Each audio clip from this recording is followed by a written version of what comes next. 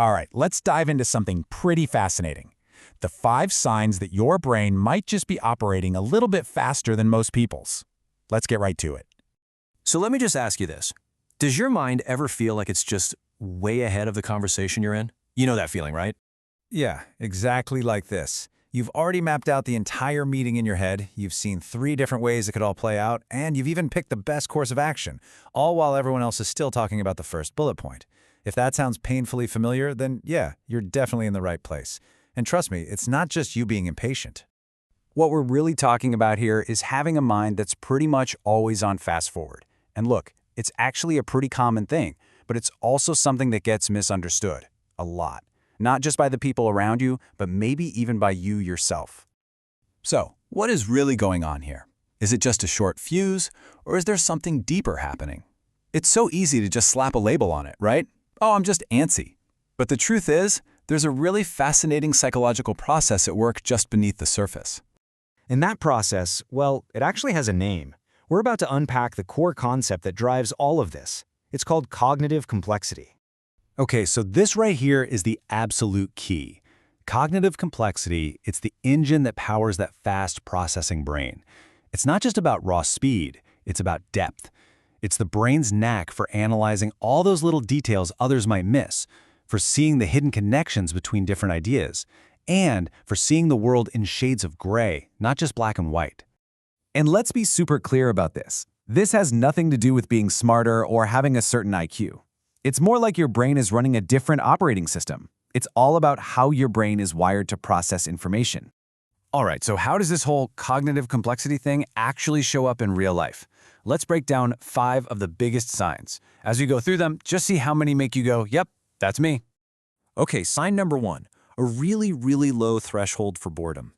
If you're the person who starts getting restless in repetitive meetings or zones out during a slow presentation, it's probably not because you have a short attention span. It's actually a classic sign of a fast processing mind. And here's why that happens. Your brain it masters new stuff incredibly fast. So it's immediately looking for the next puzzle, the next challenge. That's why predictability and routine can feel so draining. For you, it's not comforting, it's confining. Number 2, and this is a big one, you see patterns everywhere. You're that person who can connect 2 totally different ideas and somehow make it all make sense, often leaving other people wondering, how in the world did you even think of that? I mean, you could be talking about ancient history one minute and suddenly realize how it applies to a marketing problem at work. It's that ability to spot trends way before they become obvious to everyone else, and it's probably why you get the solution to a problem almost instantly. All right, sign number 3, you mentally simulate the future. It's like your brain has a built-in future forecasting feature, and it is pretty much always running. You know, you play out entire conversations in your head before they even happen. You're constantly anticipating potential roadblocks in a project. And look, this can feel a lot like anxiety, but more often than not, it's actually strategic foresight. Your brain is just running different scenarios to be prepared for whatever comes next. Number 4 is a biggie. You crave deep, meaningful conversations. And small talk? Ugh, it's not just boring. For you, it can feel physically draining.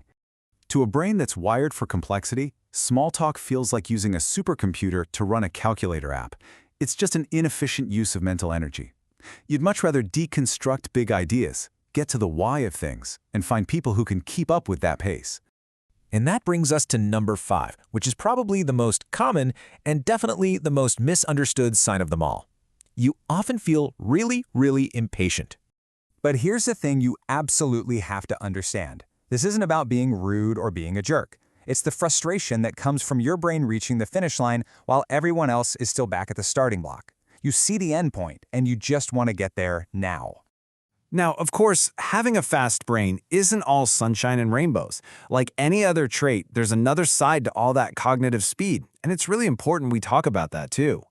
Think of it this way. On one hand, you've got this incredible, rapid insight for problem solving. But the downside? You can get totally stuck overthinking everything, what they call analysis paralysis. And that amazing creativity? Well, sometimes it can make you seem a little arrogant or dismissive to other people. And that strategic foresight is great, but boy does it make you impatient with those slow, collaborative group projects. It's always a trade-off. So if you're listening to all of this and nodding along, the big question is, what do you do about it?